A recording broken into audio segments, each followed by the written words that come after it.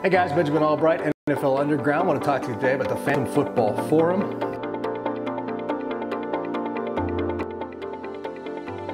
Designed to give you greater access to me. You get the latest intel, insider information, rumors, news, notes, injury information, Vegas lines, fantasy football, power rankings. Watch football games live with me. Phantom Football Forum. Only $1 for your first month if you sign up today. Facebook.com/WatchPhantom. The link right here. Come join us today.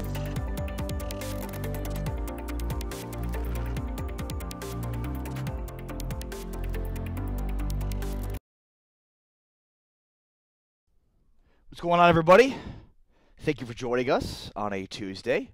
I'm Ari Temkin, coming to you live from beautiful Dallas, Texas. In the background here, this is Showtime, just after noon, right here every single day on Phantom, the new world order of sports media.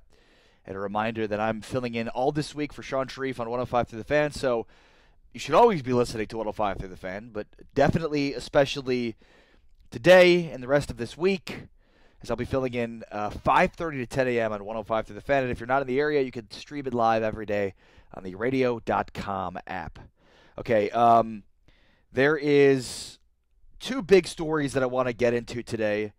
And if you would be so kind as to share, that would be helpful. And I'd appreciate it. And I would personally shake your hand, or we could just do it like, thank you for doing it. There we go. So the two topics that I want to get into today, one, Kawhi Leonard, a couple of news developments there. And the second topic we'll get into is Earl Thomas, his latest Instagram post and what it means. So bear with us as we kind of break apart both of those topics. John Dyer in the house, Zach Rosenberg watching, Dal Hart. What's going on, everybody? Thank you for watching. I'm Ari Temkin, live on Phantom, the new world order of sports media, delivering live sports content to the digital realm, wherever you are. You're on Facebook, you're on Twitter, you're on YouTube, you're on Twitch. And if you're not, well then, you're one of those places, one of four. We're delivering you live content, live sports to those platforms. So like the page, make sure to check out all the shows we have. We are live now, starting tomorrow from 11 a.m. Central all the way to 2 o'clock p.m. Central. So might not sound that impressive, but it's at least impressive in having three separate shows run an hour apiece.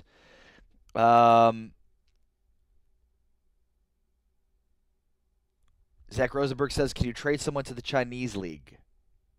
I don't think so. Larry Manick says, at 5, who's up the still drunk people from the night before? Yeah, I've been waking up all this week at 4 o'clock in the morning, which has been a lot of fun. And I can't decide, is that early or late? Is 4 o'clock in the morning? Like, at what point does it go from being late to early? Because I feel like 4 is right around that sort of gray area. Like 5 a.m. seems early. 4 a.m. seems late. Like you're up from the night having fun and drinking and having a good time partying. You're up till 4 in the morning. That's a late night. 5 in the morning is not, that's not up late. Now you're up early at that point. At least that's what I think. Greg Zuniga in the house. How are you, Greg? Hit the share button. Post your comments. Let's get this thing rolling. So there are a couple of Kawhi stories to report.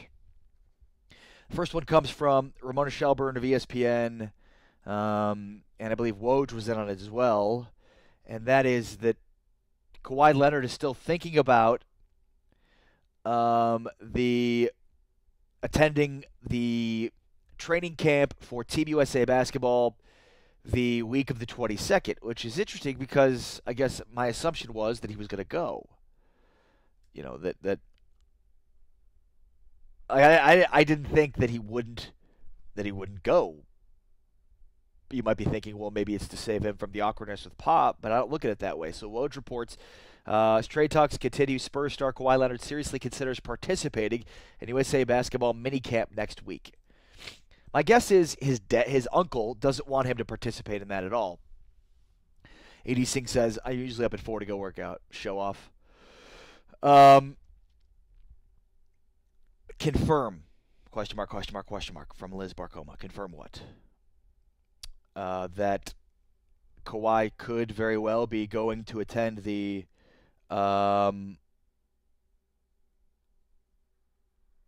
training camp. Sorry. I'm trying to share this right quick. Regina Miller, how are you? TJ Carpenter, sir. You might have guessed, TJ, even though I've moved to Dallas, I'm still discussing Kawhi Leonard. Shocker of the week. Oh, you're saying, do I confirm that Kawhi Leonard's going to the Raptors? Absolutely not. I'm not confirming that. But that's the latest rumor. Let's work through the rumors, though. David Orbital? How do I say your last name, David? Actually, if you want to see me, say funny things with something in my mouth, you can go to the 105 to the Fan Facebook page and check out this segment we did this morning on the show. Is this the Kawhi show to end all Kawhi shows? It's not until we get something substantive about his destination. So Woj and Ramona Shelburne reporting this morning that Kawhi Leonard is still thinking about attending USA minicamp next week. Again, I always thought that was the case. This is DEFCON Kawhi. Absolutely. It's been DEFCON Kawhi for basically the last 10 months. Again, I never thought that he wouldn't. And, I think the thing that sort of gets mixed up here is that Kawhi still has a good relationship with Pop. Don't let the deteriorating relationship with the Spurs change the way that you think about Kawhi's relationship with Greg Popovich. It's still strong. And, I've said this before. I think I said this last week. Jabari Young said it on Twitter from the Express News. Like, Kawhi Leonard, Greg Popovich is going to defend Kawhi Leonard to the end now. I think that this has reached a point where Pop is trying to repair the relationship. So what we're going to have at USA Basketball is once he meets with the media, you're going to have Pop, and I've said he's going to wag the finger, get the finger wag out again. You stupid media. That's what Pop's going to do. He's going to blame the entire situation and how it's, has joined the fifth circle of hell, all based on the media. It is going to be a finger wagging. It's going to be just this intense finger wagging from Pop at the media. So I think Pop's going to meet with team. He's going to meet with the media at USA Basketball. I think Tom Orsborn or somebody from the Express News is going to be there. Jabari Young. Yeah. So what's going on with Kawhi? He's there. Oh, see, I knew somebody's going to ask about this, and it's like we're here to do USA Basketball, and it's the media again, just creating a story. It's sickening how much the media has created this ridiculous divide between us and Kawhi Leonard. That could be further from the truth. I'll tell you, we're going to get this. We're going to get this. And what it's going to do is it's going to put everybody that's a Spurs fan back on the side of Kawhi Leonard. It's brilliant. It's a brilliant move. Because he just gets to blame the media, and everybody loves to blame the media. They're the perfect scapegoat in all this. Oh, the media's fault, of course. Should have known this all along. Fake news. Damn media. Always doing horrible media things. The media's like, it's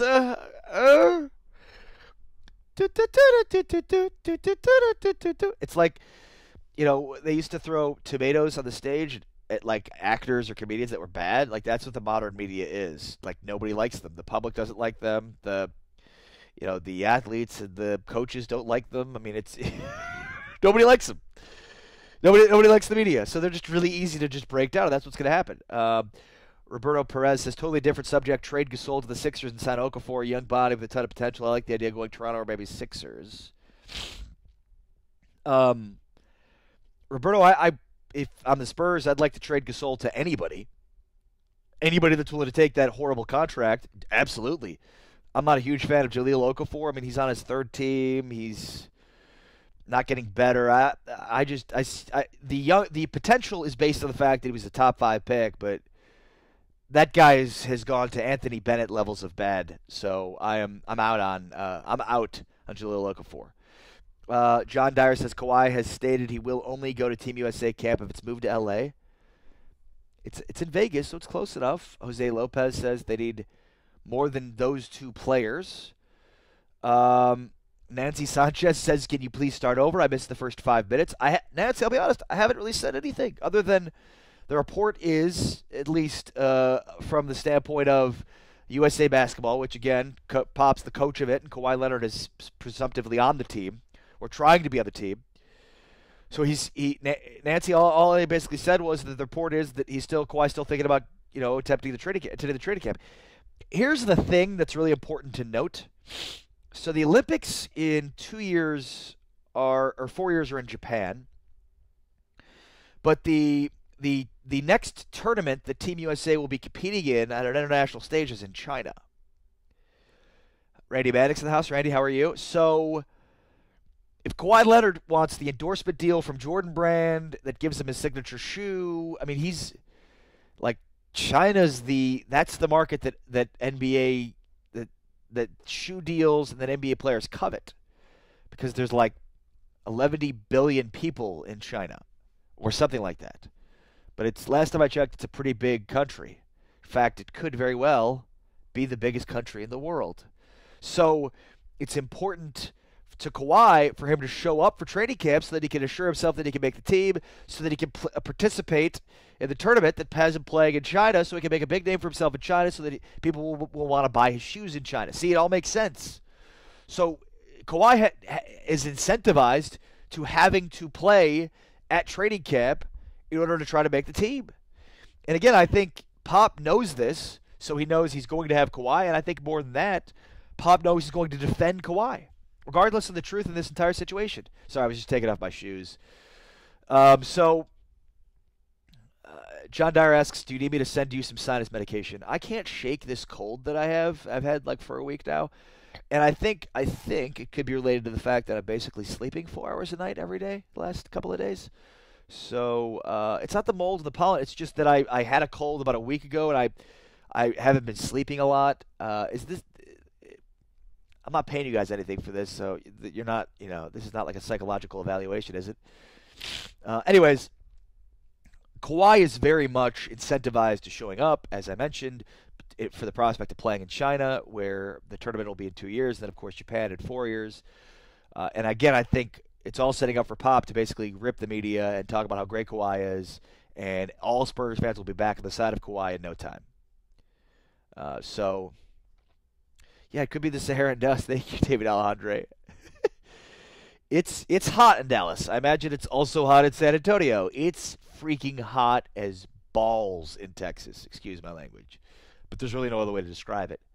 It's freaking hot. And somehow I've heard about the Saharan dust. I'm not really sure what it is, but it sounds smart saying it. So, yeah, Saharan dust and hot and atmospheric pressure and humidity and Aurora Borealis, just your typical weather things.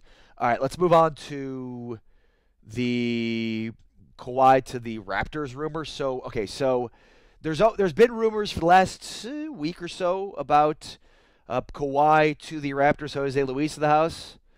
What up? Lakers suck, Jose. Sorry. LeBron's shorts with the Lakers across the front were ugly. Those are ugly shorts. Just go with their standard Lakers shorts. I don't like the ones with the Lakers across the front. It looks weird. Okay? Those are weird looking shorts. Jose. How's the little one doing? So, it was a week or so ago that the report was that the Raptors were going to, became the front runners to land Kawhi Leonard.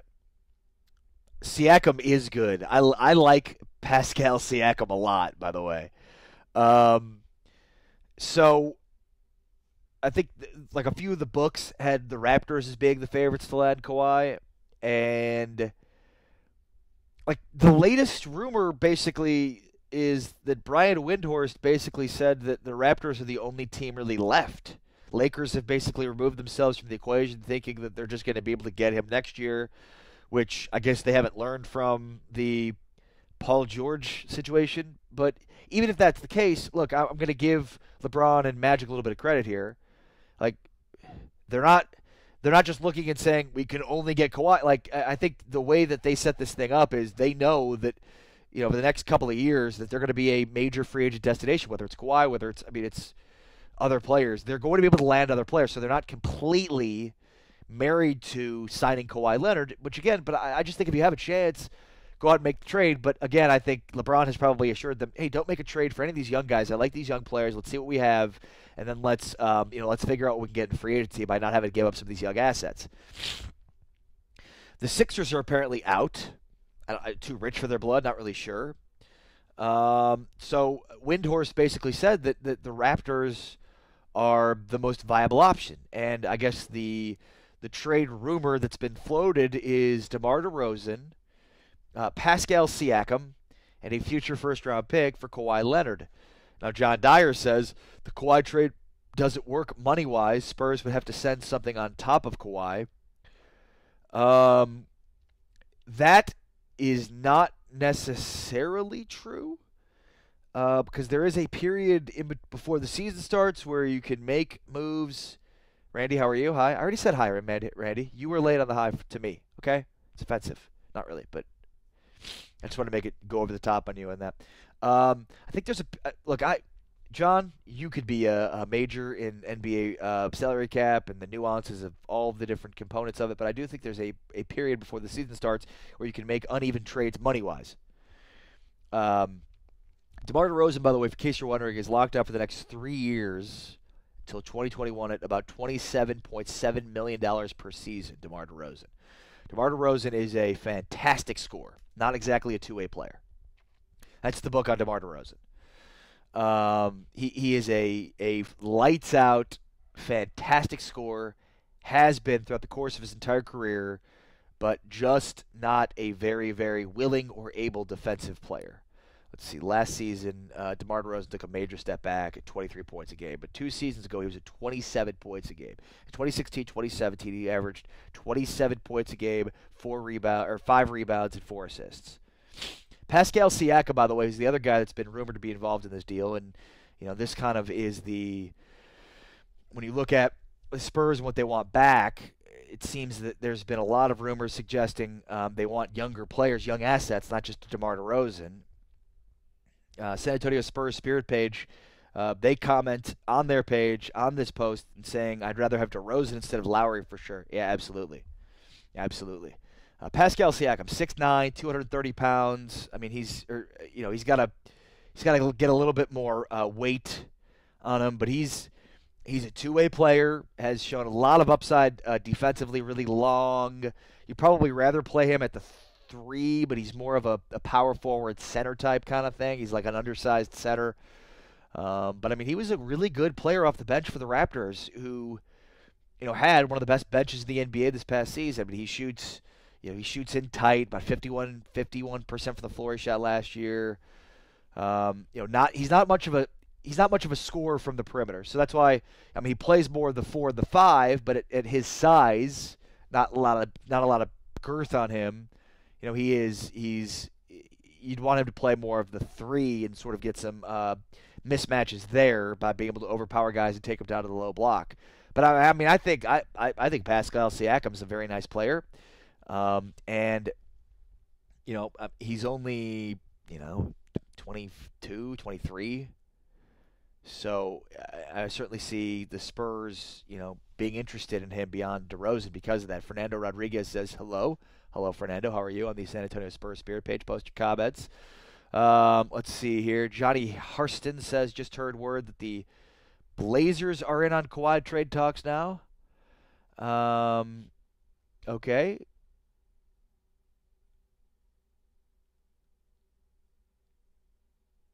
John Dyer says, I'm no NBA money guy, but DeRozan makes a shit ton, and the Spurs don't seem to have that type of cap space.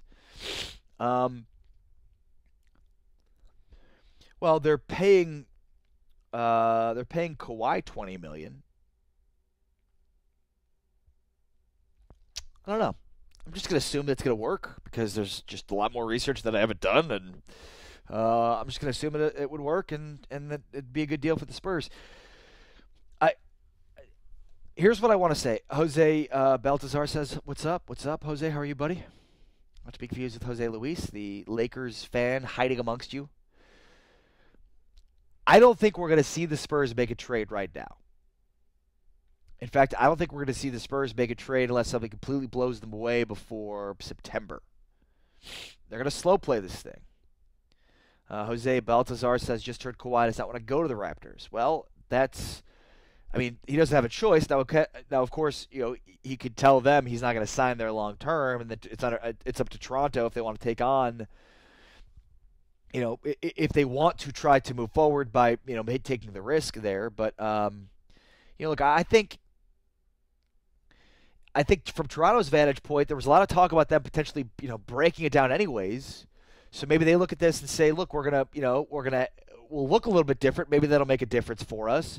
And if not, worst case scenario, then we bottom out, and that we go to the total rebuild. So maybe the Raptors are the one team that'd be willing to do a 1-year rental on Kawhi. One, to take the risk, but two, because even if it backfires, it seems like Toronto has always sort of been in on, especially this offseason, in a rebuild. So, but this is, I guess, the ultimate point that I've wanted to make about this trade or any other trade for Kawhi Leonard, especially when it comes to right now. The Spurs aren't going to make a trade, not at least until they've exercised all of their options. Like, they've known all along that they were going to have this Team USA camp coming up in mid-July. That would be another good point for them to recruit and continue to push Kawhi and staying with the Spurs. I'm sure after the Team USA camp that Pop will be in touch. Like, any of the rumors you hear right now are not legitimate because the Spurs have closed up shop for business when it comes to trading Kawhi Leonard. I firmly believe that. The Spurs are not taking calls on Kawhi unless something completely blows them away. But I think they asked for the moon. They haven't been getting it, so they've kind of backed off. And I think the Spurs look at this and say, let's just figure out if there's any way that we can get him back. Just figure out if there's any way we can get him back. And exercise all the options that would allow them to bring him back, and if not, then trade him. Because that's, the idea that they don't have any leverage, I think, is stupid. Because it's he's under contract for next season. Doris Basco says, yes, do it. Go get DeRozan. I don't think the Spurs are willing to make a trade right now. I don't think they're going to be willing to do it until at least after Team USA camp. But remember, Kawhi and Pop still have a good relationship. So I think Pop looks at it and says, well, as long as if I can get him alone, I could talk to him man-to-man and tell him the legitimate concerns that we have and try to talk through those things that he has been able to talk through consistently or well enough. Larry Manick says, I still think he'll make Kawhi stay. I seriously doubt that there's much to save this relationship. You don't think so? I mean, I think the Pop-Kawhi relationship, is still pretty good. So I think because of that, Pop feels like he could fix this. And I think that the Spurs feel like if there's anybody that can fix this in these circumstances, it's Pop. But I think so much of why he hasn't been able to fix it is because he hasn't been able to get Kawhi Leonard alone without his uncle, and his uncle's in his ears, chirping, telling him what he thinks he wants to hear, telling him what he thinks he should hear. I'll say this: I think out of all the proposed deals that I've heard of, this is the best. Because I don't know exactly what's been offered by the Sixers. I heard reports that Fultz, Embiid, and Simmons have not been offered. So, a package including Covington and Saric and future first-round picks, I think this is a better deal. Kevin Morales in the house. How are you, Kevin? Sorry. Jose Baltazar says, do you think Kawhi's request was to get rid of Tony and that's why he really left? No, absolutely not. No. I think there were always feelings that Kawhi wanted to leave town.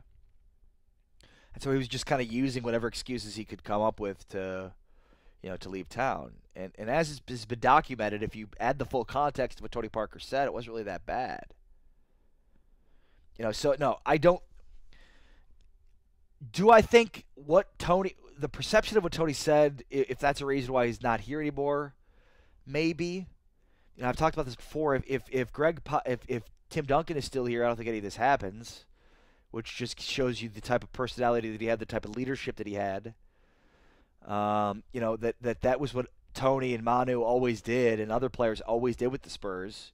Take less, less money, less minutes, less acclaim, less. I mean, it's Pat Riley dubbed it the law of more, the disease of more. When you win, everybody wants more playing time, more money, more. But with the Spurs, it was less, and so I think Ginobili and Parker were always sort of willing to do that. And then, what was it, last year? The Sixers put an offer on the table for Manu. The Spurs had to match, and all of a sudden Manu got more. And Parker looks at this, and he's like, all right, Kawhi acts like this year. Manu takes the money last year, so I don't have to do this. Kind of weird, funny that the quietest player is the one making a loud noise in San Antonio. Jose Velasquez sent him to the Los Angeles Sparks. Larry Manick says, but why keep somebody who is basically a puppet? Because he's a good basketball player. He might be a puppet, but he's a fantastic basketball player. Again, just to recap, this deal I think is better than the Sixers one, at least that we heard about, unless Fultz or somebody else was included in it. I think it's better than the Lakers, at least one we heard about. I think, DeRozan, Siakam, and a first-round pick for Kawhi Leonard is probably the best deal that we've heard about. But I also think the Spurs, at least right now, are at a point in time where they're not in a hurry to make a trade. They have no reason to be. The earlier they make this trade, the better off it is for the team that they trade him to. The worse leverage they have. But the longer this thing holds out for, the more drama that might persist or lack thereof could drive up the price for Kawhi. So, I firmly believe that the Spurs now are going to hold on to him until at least close to the season. See how he reacts. And again, see at training camp next week for Team USA how he could react. JoJo in the house. What up, JoJo? How are you? JoJo says Leonard will be disgruntled all year. It'll be fun to watch. Yeah, but again, I think that when we think about these things, like we're forgetting that Pop and Kawhi still have a good relationship. There's still a ton of respect between Kawhi and Pop. Amara Hernandez calls him a crybaby.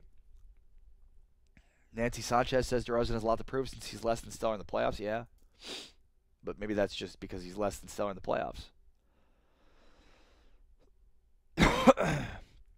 Jose Baltasar says if Kawhi stays, can he choose to sit out the whole year? Yeah, but good luck in the open market when you sat out all year, and basically for 2 years. Good luck on the open market if you're trying to play and get a major contract in the NBA. You're trying to get a major shoe deal with the shoe company, and you sat out 2 straight years. So, I've talked about this a lot. The Spurs can enforce an aspect of the CBA that would basically force him to play, or it wouldn't fulfill a year of his contract. I don't think the Spurs would ever do that. But I don't think Kawhi would sit out the whole year because he has more to lose. Like the Le'Veon Bell story, I don't know if you guys have heard about the Le'Veon Bell story, but Le'Veon Bell is the running back for the Steelers, and he's a free agent, but he's been hit with the franchise tag for the second consecutive year. He's very unhappy about it. And so there was rumors that he was thinking about sitting out half the year, and then if you look at it, he'd miss basically half of his money if he sat out half the year. So a deal that's going to pay him $14.5 million will instead pay him $7 million. Plus then he becomes a free agent next year, and will he recoup the money? It's like, why would you sit out half the year when half of your pay depends on it? And so you're trying to have less wear and tear on your body, but you don't even know if you're going to get the $8 million back that you're going to miss by missing the year. It's just bizarre. It's so weird to me. Corey Johnson says, I believe there are penalties. Yes, there are penalties he would face, but the Spurs would have to fight it. Because he could sit out and say he's not healthy. And so, the NBA's not going to come in there and say something, but the Spurs would have to be like, no, he's healthy. But they could have done it last year. They didn't do it. The Spurs won't do that. But I also don't think Kawhi would. It doesn't make any sense. He'd be losing money in the long run with the shoe contract and with all the other components to it. David Alejandre says Kawhi can show his worth in the beginning of the season. If he plays well, it can benefit both sides. Exactly. Either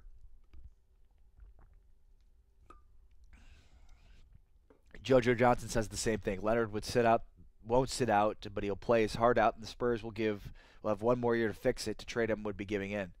Right. The idea that the Spurs don't have any leverage here, don't listen to people that tell you that. They're wrong.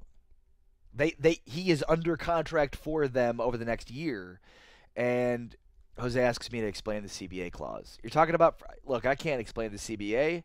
I need to be a lawyer and go to law school and study it. There are people that probably can get their doctorate in studying the NBA CBA and write a master's thesis on it.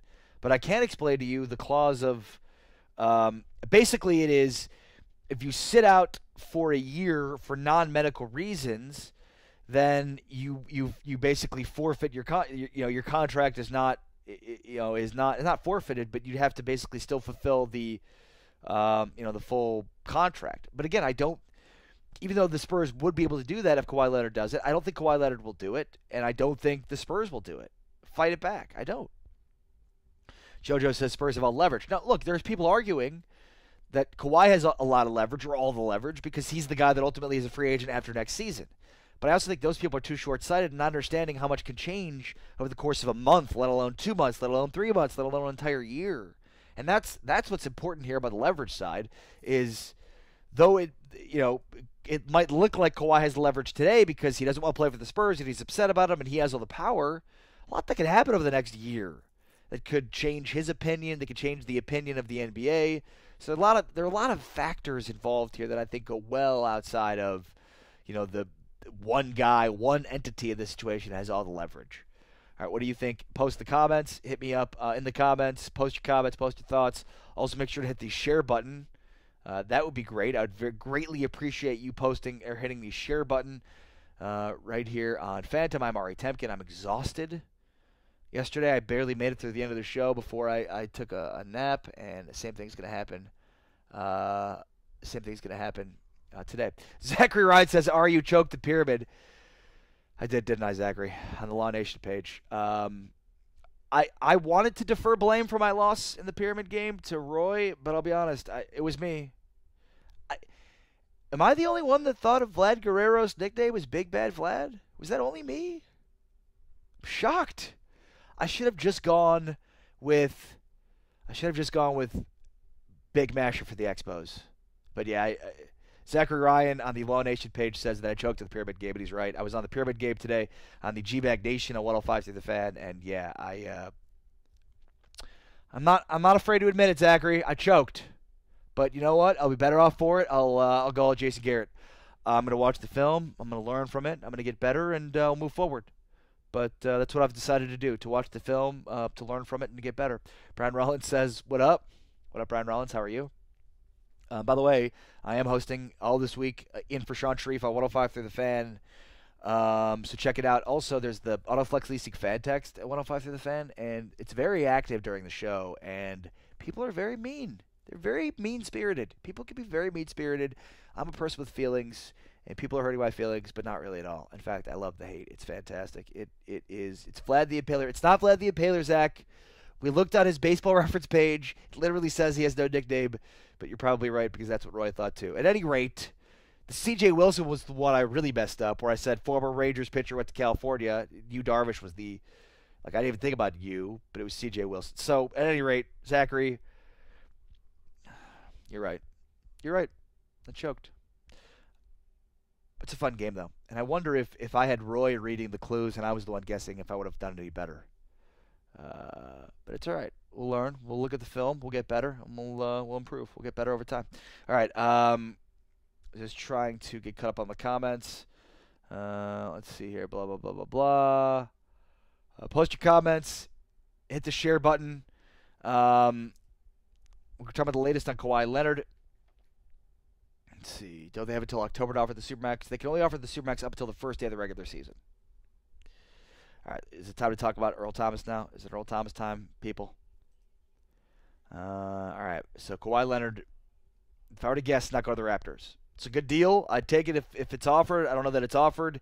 Kawhi Leonard's not going to be traded to the Raptors because the Spurs aren't going to make a trade with Kawhi Leonard over the next couple of months. And in fact, I don't know that they'll trade him until they get to the beginning of the season at the point of the time where they have to offer him the Supermax or not. So all I'll say is beware of any rumors you hear about Kawhi Leonard over the next few months. That's all I'll say. Unless the Spurs are absolutely blown away by a deal, beware of all the rumors that you hear about Kawhi Leonard for the next few months, because I don't think they're going to deal Kawhi until at least after training camp. All right, so Earl Thomas.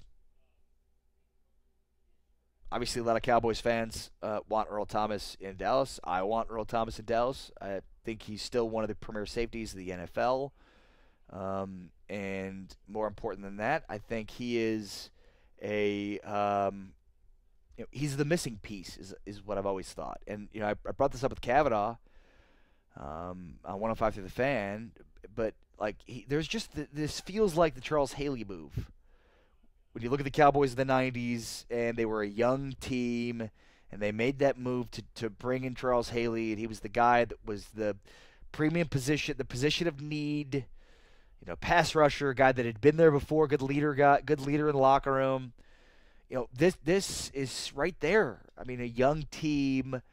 They have a good stable of pass rushers, but there's certainly question marks at the back end of their defense, the secondary, young corners, unproven safeties, that Earl Thomas would come in and become the leader of that secondary, and a guy that obviously has played the majority of his career with Chris Richard, there. It makes too much sense. And look, we had Mike Fisher on this morning, and I basically asked him, like, what's holding this up?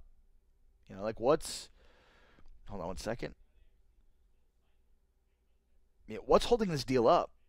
Why is this deal not done? And basically what he said is, I think it's the Seahawks. I think that, I don't think the compensation is the problem. I don't think the draft pick is the problem. I don't think having to give him a long-term deal is an issue. I don't think the draft pick considerations would be a problem. What Mike Fisher said at 105 to the Fan is it's just Seattle that's holding it up. It's basically saying we don't want to be told what to do. And Earl Thomas is holding out. He's unhappy. He wants a long-term contract. And Seahawks are basically the biggest dick in the room. At least that's what it seems like. T.J. Carpenter said, I bet it's Kawhi holding up the deal, or Kawhi's uncle. I just don't know what to say to that if that's Seattle. Like, how would you do business like that? Why would you question? Why would you do business like that? Like, that just doesn't make any sense to me whatsoever. If it's within the best interest of the organization to move on from this player and get compensation for him, then do it. You just want to be there. He could be toxic in your locker room. It's just asinine to me that it could be like, well, we don't want to be bossed around. Well, you're the Seahawks. You want a championship. This isn't what championship teams do. They make decisions that are in the best self-interest for the team and for the organization, and not for, because, well, he's being mean to us. He did it first. And as discussed on 105 through the Fan this morning, if Earl Thomas walks after next season, which he presumably will, and signs for 12, 13, 14, $15 million a year, that'll be a third-round compensatory pick. So Seattle isn't gonna lose everything if they don't trade him now. They're gonna end up with a compensatory pick. But I mean, for Seattle, wouldn't you want a pick that's 15 slots higher at least? Compensatory picks are always after all 32 teams have made their selections in the round. So wouldn't you want to draft higher if you can, and save yourself basically a year of Earl Thomas being there and not being a great guy in the locker room? What up, Chris Bennett? How are you, buddy? CB in the house. T.J. Carpenter says Broncos for Earl. Saying the Broncos should be a player for Earl Thomas. That's the other thing too, is I wonder if there are other teams calling up the Seahawks. Like Earl Thomas is one of the 2 or 3 best safeties in the NFL today. So it can't just be can't just be Seattle dealing with the Seahawks, Seattle dealing with the Cowboys, or Seattle dealing with the Seahawks. It could just be that, right?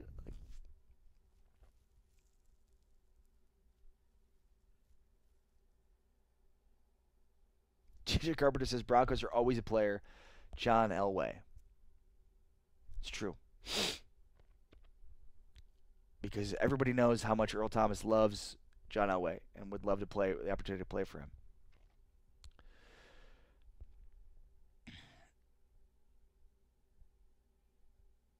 Rob Norval says it's a higher pick and a year earlier. It'll be the same year. No, good point. What am I thinking? No, sorry, you're right, because he's not a free agent this year. So it'll be a compensatory pick next year. Right, good point. So it's a higher pick and a year earlier.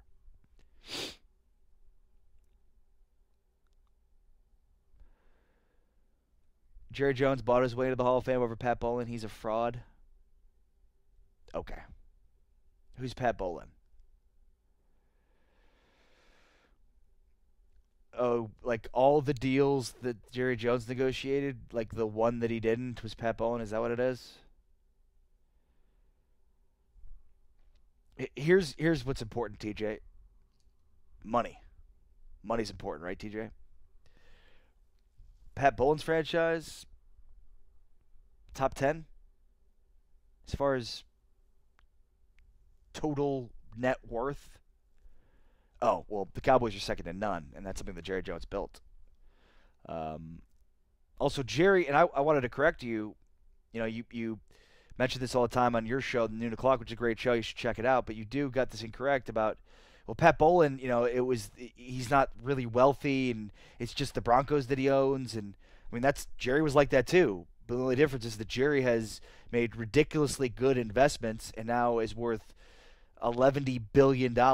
So, like, they both started from scratch at that same point, and Jerry has grown his pie significantly larger than Pat Bowlen. That's on Pat Bowlen for not doing it. See, now you're making me kill a guy that's a good dude, but he's not Jerry. Don't be ridiculous.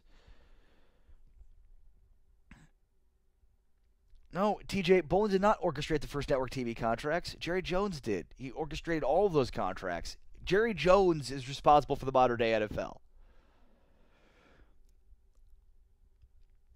Joe Tranchina says Earl Thomas wants too much money, and we need that money to sign Prescott, Elliott, and DeMarcus Lawrence. 11 is a number. It's a high number.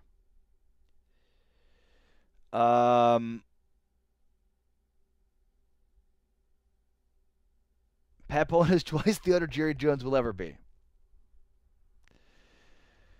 How many championships? I'm not even a Cowboys fan. Why are you making me do that? How many championships do the Broncos have? As many as the Cowboys? No. Does Pat Bowlen have as many championships as... He's 3? 3? So, I guess, yeah, Pat has as many as Jerry. 3. But the Cowboys have a lot more over the course of their careers. Dak's a fraud. That's just blatant. That's just not true. Although I will say it's obvious that Case Keenum is a significantly better quarterback than Dak Prescott. That is a fact.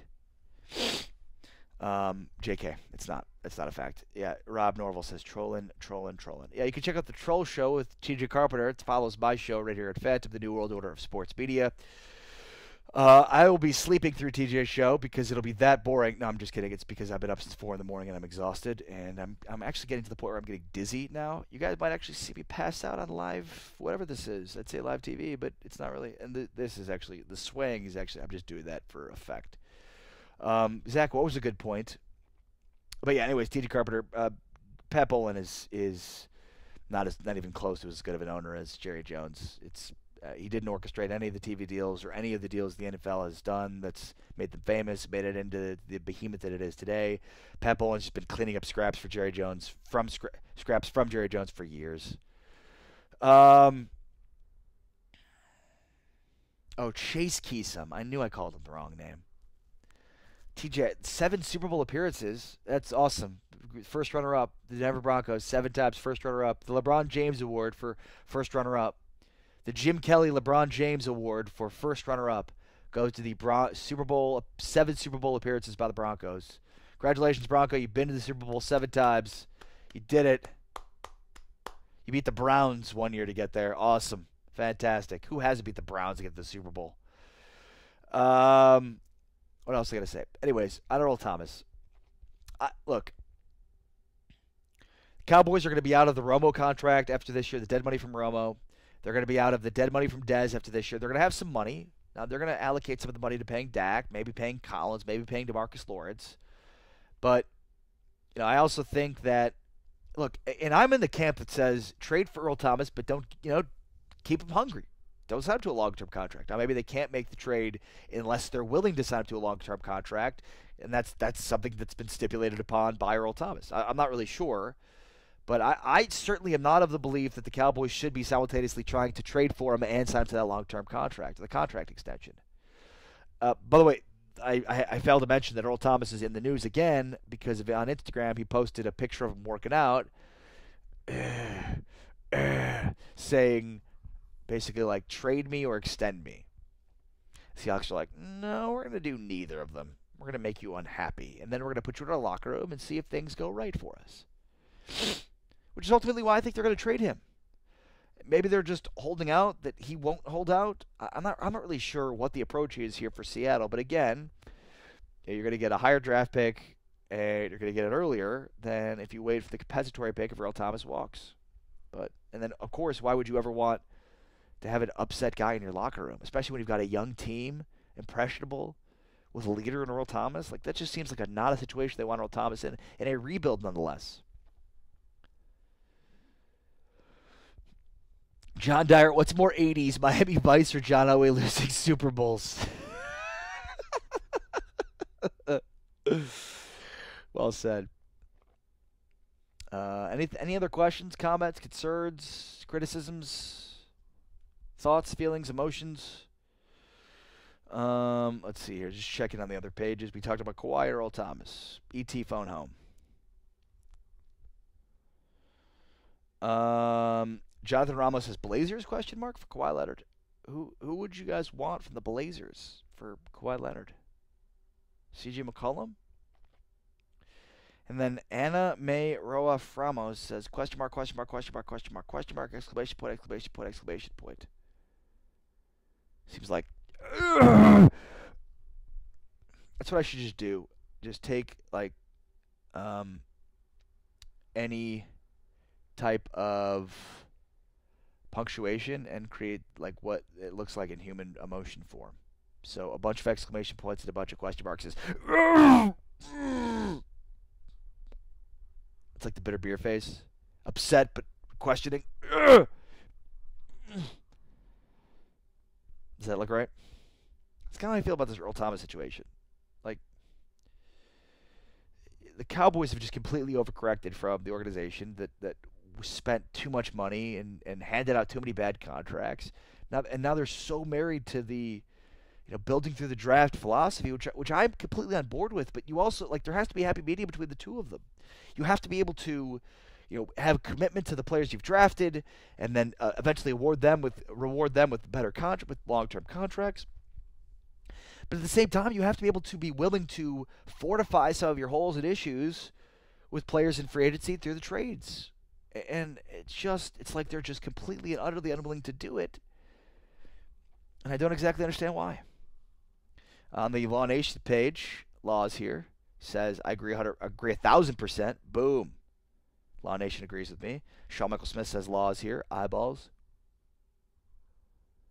I think Earl Thomas do what Charles Woods did for Green Bay. Yeah, exactly. And I'm assuming you're saying you 1,000% agree with me on the Charles Haley thing. Yeah, I mean that's.